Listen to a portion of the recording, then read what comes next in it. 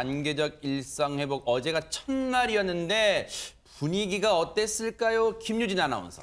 네, 어제부터 식당과 카페 영업시간 제한이 사라지고 사적 모임 가능 인원도 크게 늘어났잖아요. 그래서 어제부터 가게들이 크게 바빠졌다고 합니다. 아하. 그 풍경을 영상으로 만나보시죠. 많은 식당이 점심시간부터 손님들로 북적였다고 합니다. 지금 줄을 선 모습부터 그 안에 손님들이 가득 찬 모습을 볼 수가 있는데 꽉 찼네요. 네, 3, 4, 5 모인 손님들은 칸막이가 없는 테이블에서 대화를 나누면서 식사를 했다고 합니다. 그렇게 여러 가게들이 모처럼 활기를 띠었고 와. 코로나 이전처럼 밤 늦게까지 손님을 맞을 수 있었는데요. 네. 오랜만에 찾은 활기에 주인과 손님들의 얼굴에서도 웃음꽃이 피었다고 합니다. 야, 이게 누가 보면 이거 옛날 자료 화면인 줄 아시겠지만 어제 첫날 점심 풍경, 저녁에 또 이 호프집, 이런 술집, 식당 풍경이에요. 그런데 이제야 좀 자영업자분들 숨통이 좀 트일까요? 얘기 한번 들어보시고 이어가 보도록 하겠습니다. 연말에 작년 같은 경우에는 이제 코로나가 막 터졌을 때라 연말 예약이 다 취소가 됐었거든요, 저희도. 그래서 이제 이번 연말에는 이제 예약 좀 받고 해서 네, 기대감이 좀 있습니다. 여지껏 못 나가게 움직이질 못했으니까 이제 좀 풀어놓으니까 너무 많이 쏟아져 나가가지고 괜찮을 것 같아요. 제재 때문에 좀 많이 이제 참고 이제 버텨왔는데요. 매출을 떠나서 너무 이제 기분이 좋습니다.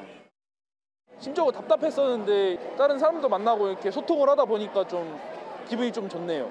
이제 대한민국 다워진 것 같아요. 야, 참 식당에 이런 활기찬 분위기, 이런 목소리 들어본 지가 참 언제입니까? 그런데 이 정도면은 잠시 뒤면 좀 있으면 안진용 기자님, 직장인들 회식도 부활할 수 있겠네요. 네, 아무래도 연말 되면은 회식이 더 많아지기 때문에 이번에 이렇게 다중이용 시설 제한이 상당 부분 풀린 것을 두고 회식을 다시 시작하는 거는 별로다라는 반응이 적지 않은데 네. 일단 이 활기띤 모습은 참 보기 좋았습니다. 네. 코로나19가 2년 가까이 이어지면서 몇몇 가게가 문을 닫는 수준을 넘어 맞아요. 상권 자체가 황폐화되기도 했었는데 그렇죠. 어제부터는 달랐습니다. 많은 상권들이 활기를 띠었고 또 이렇게 식당 주인들이 분주히 움직이는 모습을 본 것도 오랜만인데 네. 오전 1시까지 영업합니다라고서 큼지막하게 붙인 이런 글귀도 보였고 또 네. 직원을 구한다는 좋은 소식도 들리기도 했습니다. 그러니까 세상에 그동안 많이 힘들으셨을 텐데 이 자영업자분들 특히 식당, 카페에 이렇게 활기찬 모습 참 분위기 좋습니다. 보기도 좋아요. 근데 그간 우리들한테도 그간 멀어졌던 일상들이 다시 돌아왔다면서요, 김유진 아나운서. 맞습니다. 코로나19 때문에 문화생활 해본 지가 언제야 이런 분들도 많으셨을 것 같은데요. 이렇게 분위기가 달라졌다고 합니다. 영상으로 만나보시죠. 심야 영화가 재개되면서 영화관은 오랜만에 활기를 띠었는데요. 이제 드디어 영화를 보면서 팝콘도 먹을 수 있게 됐다고 합니다. 다만 아직까지는 방역 패스 전용관에서 가능하다고 하는데요. 이게 백신 패스관이라 붙나 봐요, 네. 맞습니다. 뿐만이 아니고 가을 야구관장인 야구장엔 잠실구장 12,400여 명의 관중이 몰렸다고 합니다. 이거 어제 모습이에요? 맞습니다. 또 야구 관람에 빠지면 섭섭한 치맥도 다시 등장을 했는데요. 네. 여기에 또 하나가 있습니다. 바로 전시 소식인데요. 네. 고궁과 박물관도 다시 문을 열었다고 합니다. 덕수궁 석조전과 창경궁 온실도 다시 문을 열고 사람들을 맞이할 예정이라고 하는데 네. 이렇게 곳곳에서 조금씩 일상을 되찾아가고 있는 모습을 보니까 참 반갑게 느껴집니다. 그러네요. 모처럼 만에 일상을 즐긴 시민들의 얘기 들어보시고 이어가 보도록 하겠습니다. 밤에 보는 영화의 느낌이 있는데 그거를 못 즐겨서 아쉬웠는데 볼 수 있어가지고 첫날 이렇게 혼자 달려왔습니다. 가족들하고도 같이 올 수 있고 또 친구들하고도 올 수 있고 영화는 좀 여러 명이 봐야 재밌잖아요. 와일드카 결정전 오늘 첫 경기 하는 날에 위드 코로나도 이렇게 풀려서 우리 가족들이 모두 다 같이 와서 음식 맛있게 먹으면서 응원하는 팀 응원할 수 있는 게 너무 좋은 것 같습니다. 홍유진 박사님, 아직까지는 완전한 이전 상태로 돌아간 건 아니지만 그래도 손꼽았던 그날이 왔어요. 네, 맞습니다.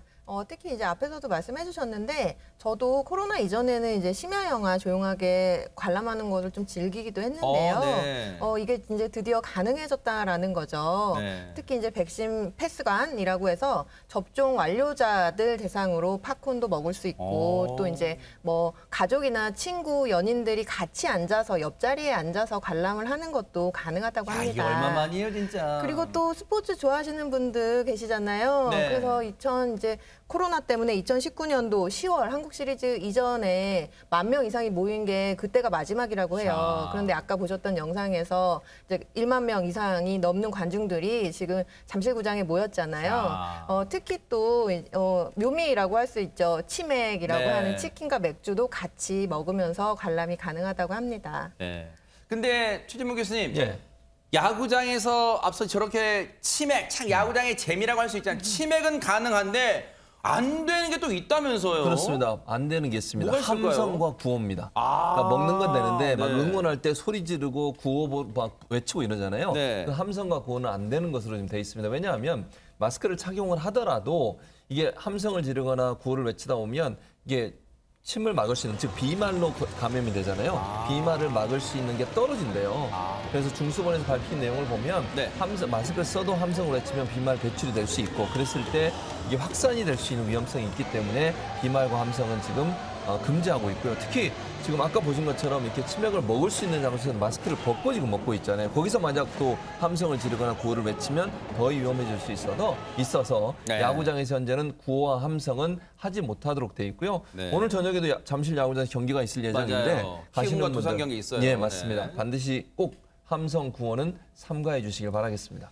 그 이유는 아마 박성배 변호사님, 일상을 찾아가는 건 지금 권장할 만한 일이지만 아직까지는 감염 확산 우려를 완전히 떨치지 못했다 이렇게 봐야 될까요? 그렇습니다. 방역 고비로 여겨졌던 할로윈과 단계적 일상 회복 이후 그 후폭풍은 아마 일주일쯤 후에 나타날 것으로 예상됩니다. 그래요? 이 손영래 중앙사고수습본부 사회전략반장이 어제 이 단계적 일상 회복 이후에 확진자가 현재보다 2~3배 더 늘어날 것으로 예상했는데 네. 오늘은 이 할로윈과 단계적 일상 회복 과정에서 각종 회식과 모임이 늘어나면서 확진자 수는 늘어날 것이고 이 확진자 수는 일주일쯤 뒤 그 증가가 완연히 드러날 것이라고 예상했습니다. 그래요? 이미 델타 변이가 우세종으로 확립이 된 상황이기 때문에 이 전파 속도도 더 빨라질 것으로 예상되고 있습니다. 일상 회복은 됐지만요. 그 반대급부로 확진자가 급증하는 것은 어쩔 수 없는 상황 같아요. 그렇다면 대체 어디까지 방역당국은 확진자 이 확산세를 허용할까요? 그 얘기 한번 들어보시고 이어가 보도록 하겠습니다. 지금 저희도 아마 한 2~3배 이상 증가할 것이라고는 보고 있는 중입니다. 2~3배. 지금 현재는 미접종자가 전체 확진자의 한 70% 정도, 그리고 접종 완료자가 한 30% 정도를 구성하고 있는 중입니다. 이런 구조를 그냥 그대로 가정한다 그러면 대략 5,000명 정도가 계속 발생하는 상황 정도가 저희 의료 체계가 좀 견딜 수 있는 한계 정도 아니냐라고 보고 있습니다. 확진자의 규모가 5,000명이든 10,000명이든 오히려 함께 봐야 될 것은 그 확진자 규모 중에서 접종자와 미접종자들 간의 분포, 그리고 또한 고령층 등의 점유율 등이 더 중요해진다는 점을 설명한 것입니다. 김유진 아나운서, 지금 얘기 들어보면 확진자가 5,000명이든 10,000명이든 이 기조를 유지한다?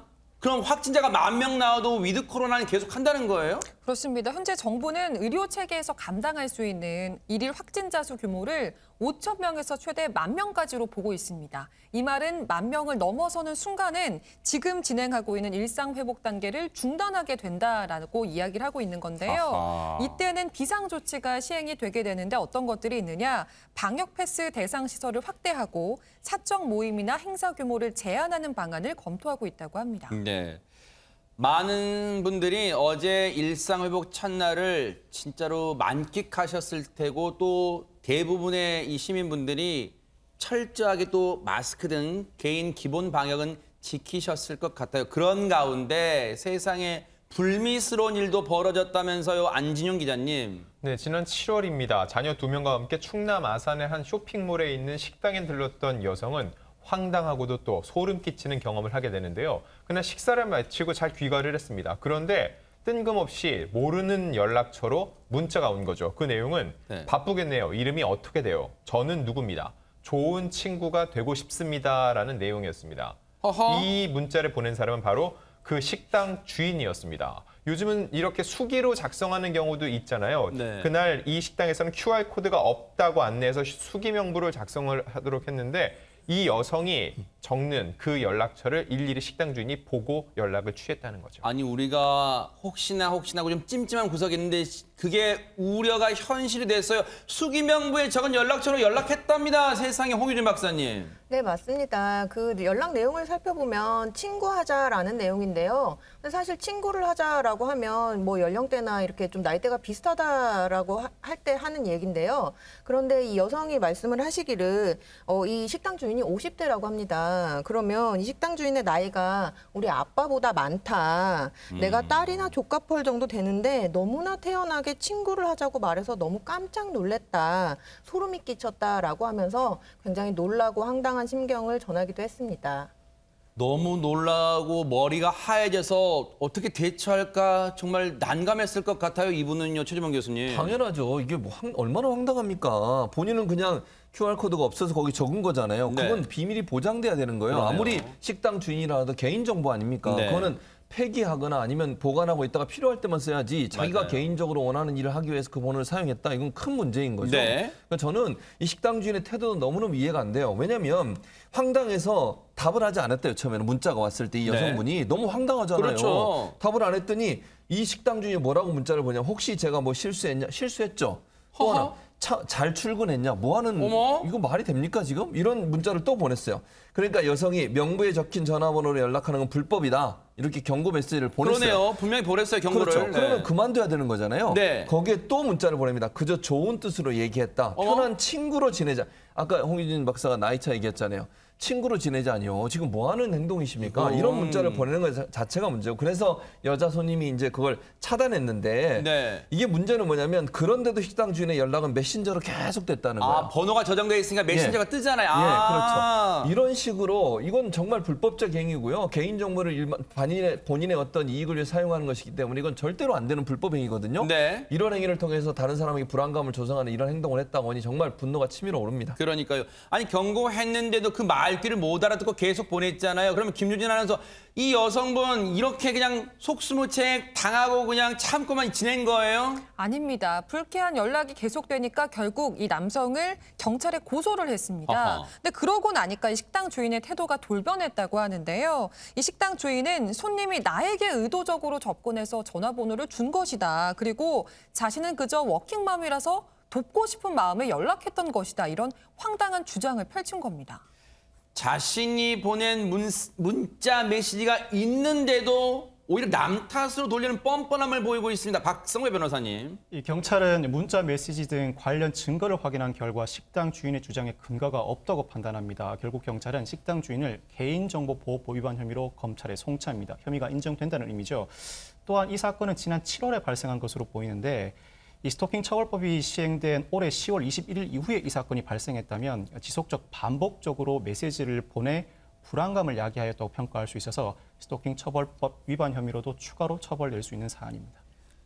이 식당 업주분은요, 진짜 처절하게 반성하세요. 왜냐하면 이분의 행동 때문에 선량하신 자영업자분들이 다 이상한 오해를 받을 수도 있어요. 수기명부로 지금 영업하시는 어쩔 수 없이 영업하시는 분도 많잖아요. 그분들한테 지금 누를 끼친 거니까 반성하기 바랍니다.